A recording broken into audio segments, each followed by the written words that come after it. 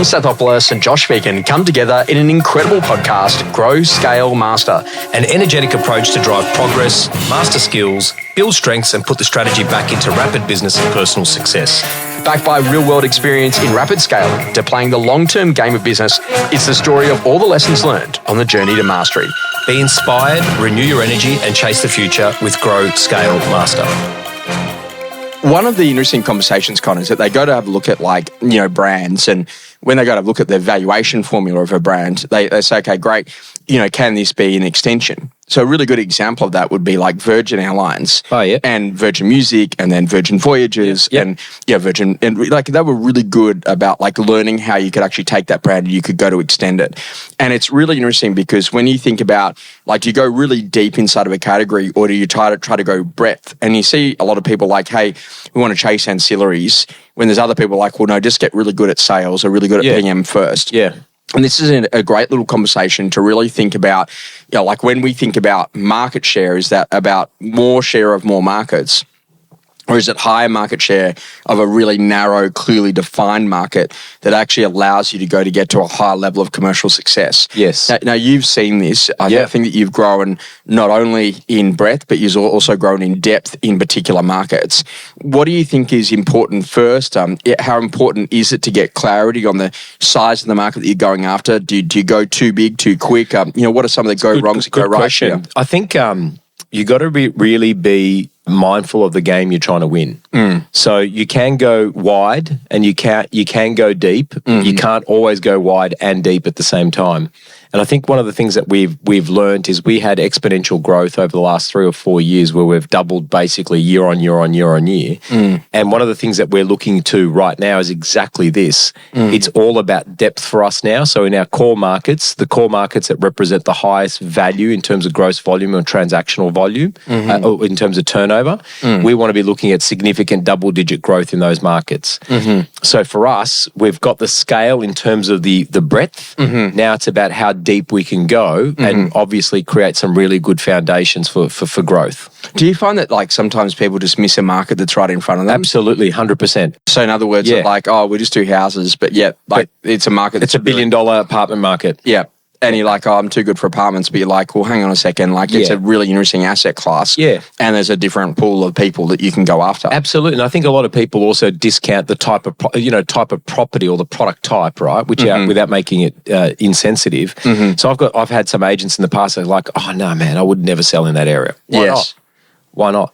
There's no clear number 1, there's no clear number 2, there's no clear number 3, and there's 800 transactions over 4 suburbs. Why wouldn't you go in and then just take market share and have a business that would just yield, a great result and a return on the investment of your time and energy? Do you map your market share of sales versus your market share of property management in an area? No, we don't. We do map market share in sales. We've got market share data on our rentals, but we don't map it, no. So imagine we should put an overlay of that. Yeah, we should. So think about the data maps of where I'm visualizing it right now. Where are the properties that we manage? Yep. Where do the landlords live? Yep, principal place of residence. Where have we sold? Yeah. Where are we selling? Yeah. And where are we appraising? Yeah, I'm going to do that. That's a great exercise. And so my dad did that back in the old days because we used to have all the pins on the map. But what I'm trying to get you to think about is it really go to show we do really well here, but we're really nowhere over here. So we do the visualization on listings and sales. Yes. And it can very clearly, you're right, it can very clearly tell you where you got gaps. Amazing that no one's done the map for that. Yeah, I know. But if you start thinking about this is really about understanding the total size of a market, is it literally you could be really dominant in sales. Why does that not relate to a really good PM business? Yes. Or the other way, that sometimes you've got a really good PM business which is really average on sales. And when you think about it, I think there's been some publicly listed companies in Australia, and Run was a good example of that, where it was predominantly a property management business. And then that morphed into alternate brands later on down the track. But I think that they always really found it hard to sell beyond an investment property, which is kind of bizarre because when you think about it, they also knew where all those landlords lived. Correct. Do you think that literally it was just a failure of strategy, or was there a brand transference issue that the brand didn't have the capability to necessarily be seen to sell high-end homes? I definitely think it was the latter. Right. But I also think it was because of the strategy, the latter became the forefront of people's minds. Right. So if I got an investment property, they should really, kind of manage it, and then they should sell it. But they're not going to sell my property, if that makes sense, where I live. Yes. So I definitely think it is. The other thing is too, Josh, I was just thinking about that when you're talking about the total addressable market. We never actually address the property management opportunity. We look at the sales. There's $1 billion or $800 million in sales per annum and yada, yada. Really, the total addressable market is the total addressable market. Sure. So that's an interesting one that I'm going to do in our key areas. So if you do have an average length that a tenant stays in a property, so like, is there a measurement? We probably do. Yeah. And so as an example, like let's say you had 1,000 properties under management, but you only find that every year you lease out 700 of them. Yep.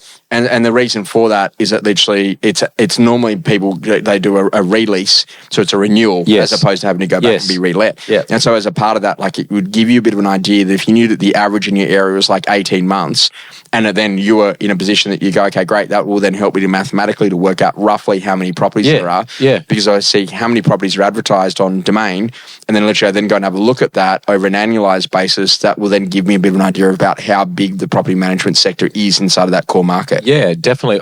Is there anyone from your knowledge that can map out property management market share in terms of being able to tell you what the total addressable market is? Well, a lot of the data providers will go to tell you whether or not it's owner occupied or whether or not it's investor. Right. Whether or not we believe the quality of the data is there is a different story. Okay. But I think it's a really important thing is that, like, can you imagine that you've got like 50% market share in sales? Correct. But you've got no property management. Yeah. And you're just like, geez, you're really missing out on a great business I here. agree. And this is about like the early stages, because you know how you grow great people. Like, imagine you put them through a cadetship and you said, hey, okay, so you're going to start in leasing, you're going to move into BDM, you're going to do a PM role for a bit, you're then going to have the chance to be able to come into some selling, you're going to be able to sell some of the investment properties, you're going to be able to sell some of the principal place residence of the landlord, and by the time I get you to 25 or 26, I'm going to help you to write $1 million plus in income.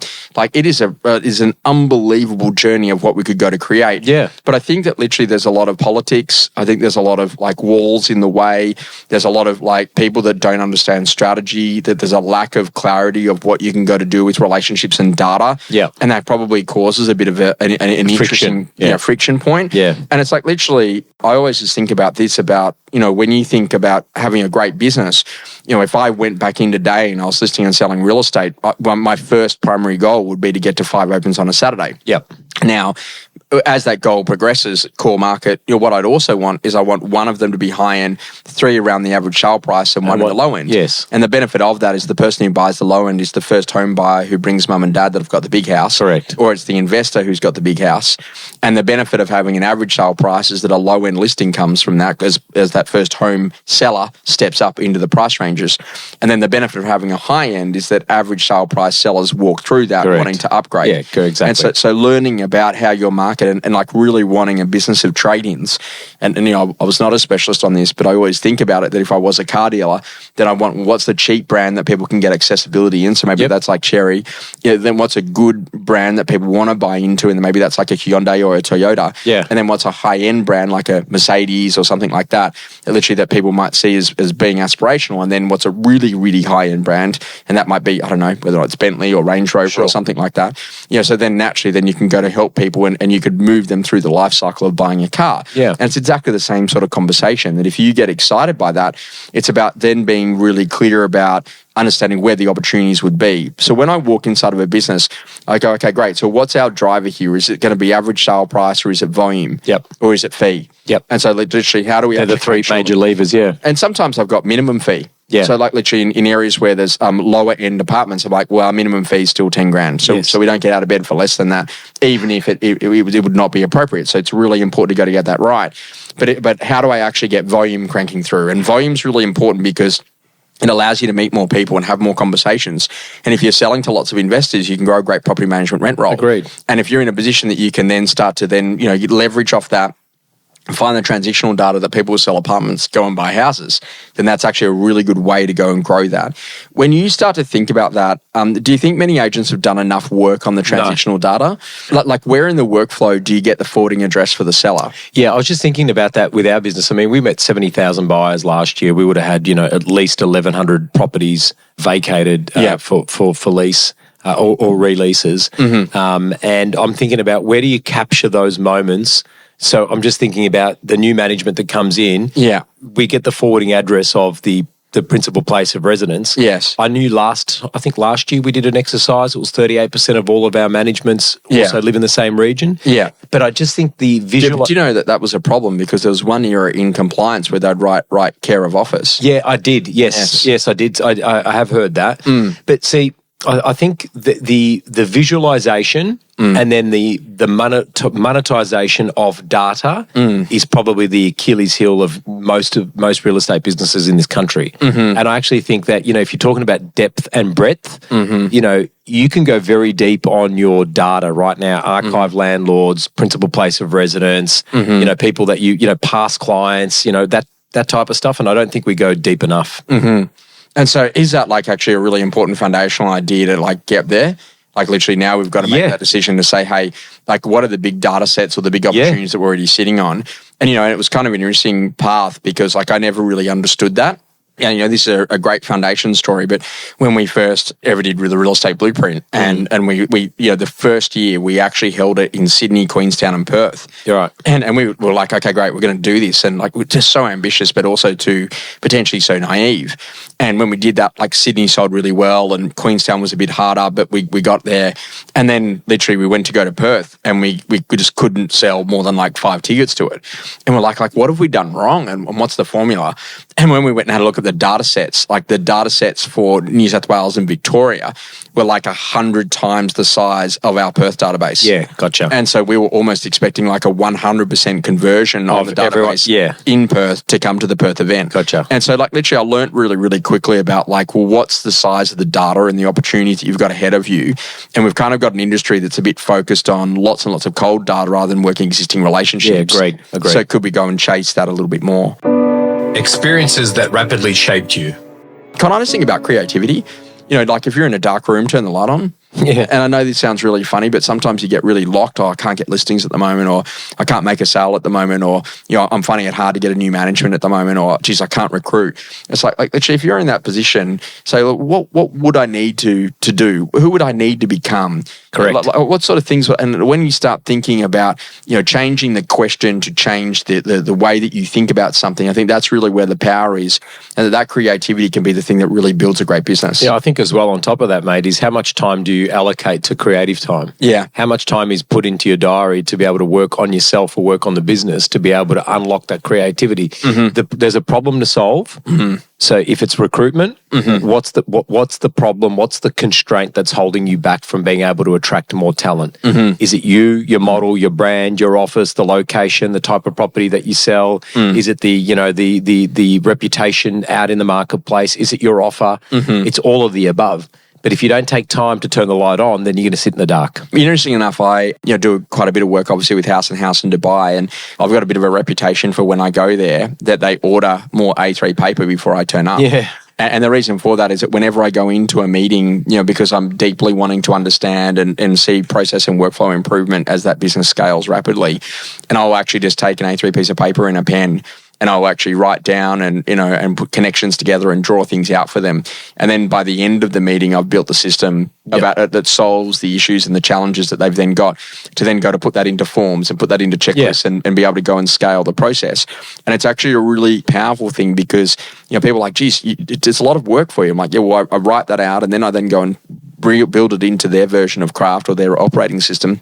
And then once we've then got that, then they then go and put that into play, and that ends up into a podcast, and that ends up into a form, and there's the training manual, and then that's how we teach the AI. Yeah. And it's a really interesting process to go to get that right. So if ever you're in a position that you're like, oh, geez, I just can't do that.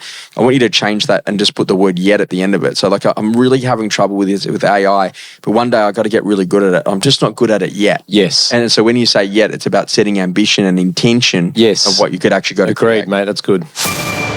Something that's changing your view. Obviously the digital saturation, video, the conversation of using some of these GPT type services for search, it is a digital world, and it turns out that what you write, what you produce, the video content you've got, the way that you're using some of your social media platforms is really going to cause some issues later on down the track. And I was talking to someone recently and I said, what are you doing? He goes, I've got my trip planned. I'm going overseas for my holiday. And I said, oh, great. And he goes, I just use Chat GPT to plan the lot. And I was like, what? He goes, yeah, so it's pretty easy. I just just said, well, where do I stay in Greece? Where do I holiday? Where do I have that? And all of that's done. And I was like, isn't that amazing? Because like, if you're not good in that digital environment, that's not going to come up and the AI is not going to know Correct. about you. You're going to be excluded from it. You're right. You're spot on. And so like literally there's maybe an evolution that I've got to change my thinking, that it's not just going to be Google search in isolation, Yeah. that I'm going to use as some of my searching and discovery tools for what's going to be happening next. And they're now talking about actionable action that you actually say, just book it for me, please. Yeah, that's next, right? And so therefore from that point of view, like discovery might be out of the way Correct. and just have this done. Yeah.